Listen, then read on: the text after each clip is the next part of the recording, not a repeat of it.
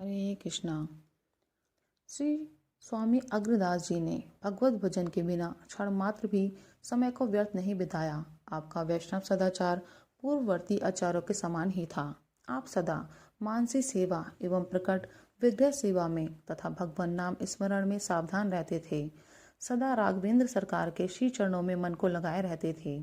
सीताराम विहार प्रसिद्ध बाग में आपकी बड़ी प्रीति थी। उसे सींचने, बुहारने आदि की सब सेवाएं सदा अपने हाथ से ही करते थे। आपकी जीवा से परम पवित्र श्री सीताराम नाम की ध्वनि इस प्रकार होती रहती थी, मानो मधुर गर्जन के साथ मंद मंद वर्षा हो रही है।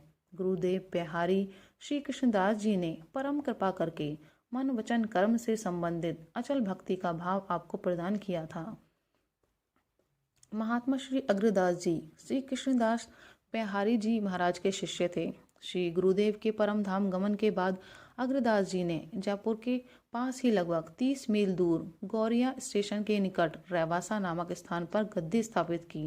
श्री अग्रदास जी का प्रादुर्भाव फाल्गुन शुक्ल 2 संवत 1553 को राजस्थान के एक गांव में ब्राह्मण कुल में हुआ था। इनमें भक्ति के संस्कार बचपन से ही विद्यमान थे, अतः अत्यंत अल्प व्यय में ही आपने घर छोड़कर श्री बिहारी जी महाराज की शरण ग्रहण कर ली। श्री बिहारी जी ने इन्हें योग्य जानकर श्री राम मंत्र की दीक्षा दी और उपासना रहस्य एवं शरणागति महात्म्य का उपदेश दिया। भक्तमाल के रचनाकार परम भागवत श्री नावादास जी महाराज श्री अग्रदास जी के कृपा पात्र थे और श्री कीलदेव जी महाराज के प्रति आपका अग्रज का भाव था। भगवती जगजननी जन कल्ली जानकी जी को प्रिय सखी चंद्रकला के आप अवतार माने जाते हैं। अग्र अली के नाम से आपने मधुर सोपासना और मधुर भाव की भक्ति की। अपने रेवासा आश्रम के पास ही आपने श्री राम बाग और श्री सिय मनरंजनी वाटिका का निर्माण किया। रेवासा गांव के लोगों को पीने के लिए जल की समस्या थी। आपने अपना चिमटा गाड़कर पृथ्वी से जल स्रोत प्रकट कर दिया। एक बार की बात है, जयपुर के राजा मान सिंह स्वामी श्री अग्रदेव जी के दर्शन करने के लिए आए।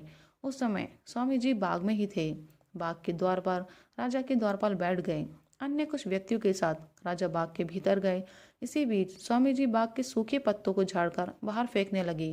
राजा के साथ आई हुई भीड़ भाड़ को देखकर स्वामी जी लौटकर नहीं आए, बाहर ही बैठ गए और माधुर्य रस रूप श्री स्वामी जी के मधुर ध्यान रस में लीन हो गए। स्वामी जी को आया देखकर श्री नाभाजी स्वामी जी के निकट आए और उन्होंने उनके प्रेम मग्न स्वरूप का दर्शन करके उनको साष्टांग दंडवत प्रणाम किया। श्री नाभाजी की आंखें तर हो गईं और नेत्रों से आंसुओं की धारा बह चली। राजा ने बाग में देर तक बाट देखी, फिर उससे न रहा गया। हार कर वह भी वहीं आ गया। उसने स्वामी जी के दर्शन करके यह जाना कि श्री रामचंद्र जी ने ही दासों पर दया की है। वे ही श्री अग्रदेव जी के रूप में सामने विराजमान हैं। राधे राधे।